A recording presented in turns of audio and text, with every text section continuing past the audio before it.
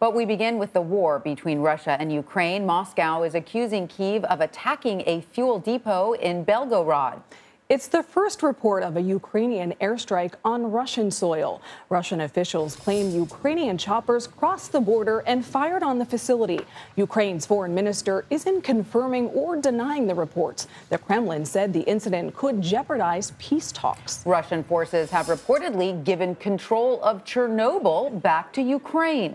The defunct power plant is the site of the world's worst nuclear disaster. It was taken by Russian forces in late February. Plant workers claim soldiers suffered radiation poisoning after digging trenches in the exclusion zone around the reactor. Meanwhile, efforts are once again underway to evacuate civilians from the besieged city of Mariupol. But Ukrainian officials warn they still need guarantees for an evacuation corridor. The Red Cross sent buses to help people on Thursday, but say Russian forces blocked crucial supplies from getting into the city and refugees from getting out. Mariupol has seen some of the worst devastation since Russia began its invasion.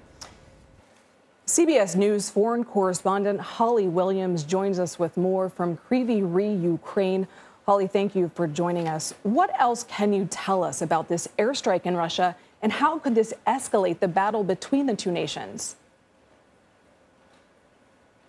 Well, a U.S. official has now confirmed to CBS News that Ukrainian helicopters did attack that oil depot in the Russian city of Belgorod. Belgorod is just on the other side of the border. Ukraine has refused to confirm or deny that it was involved in this attack, but it is highly significant because just over a month into Russia's invasion of Ukraine, this is a Ukrainian air attack, according to U.S. officials, on Russian soil, and the fear is that it could lead to some kind of an escalation. In fact, U.S. officials are apparently concerned by what Russia's reaction may turn out to be. A lot of people wondering what the next step might be there. But Holly, as we mentioned earlier, there are reports Russia has handed control of Chernobyl back to Ukraine. Do we know more about why Russian forces left? And is this being seen as a sign Moscow is wavering, or perhaps this is part of the promise to pull back troops? Well, Ukrainian officials have confirmed that Russian troops have withdrawn from the Chernobyl nuclear site. But the officials also say that those Russian soldiers received significant doses of radiation while they were there because they dug trenches in the exclusion zone around the closed plant.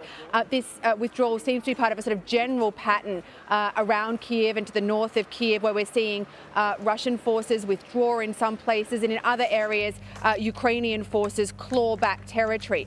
Russia has said that it is now switching its focus to the east, to eastern Ukraine, and the suspicion there held both in Ukraine and outside of Ukraine is that that's because the Russians have run into a much tougher Ukrainian resistance than many people expected, and the Russians have been suffering heavy losses, including between 7,000 and 15,000 Russian troops killed, according to a NATO official. Holly, what's the latest on evacuating civilians from Mariupol? So we've seen video of what seems to be this convoy of buses carrying, we understand, around 2,000 people out of Mariupol. They are apparently heading towards the city of Zaporizhia, which is still under the control of Ukrainian forces. We don't know at this point whether or not those people have actually managed to make it to Zaporizhia. Mariupol, of course, is perhaps the worst hit city during this entire invasion. The United Nations says that it believes thousands of people may have died in Mariupol. It's been besieged and bombarded by Russian forces. Ukrainian officials put the death toll at around 5,000, including more than 200 children. And they say that 40% of buildings in the city have been completely destroyed. Although these 2,000 people have apparently either made it out or are on their way out, we understand that more than 100,000 people are still trapped inside Mariupol. Oh, my goodness. Holly Williams in Ukraine, thank you so much for joining us.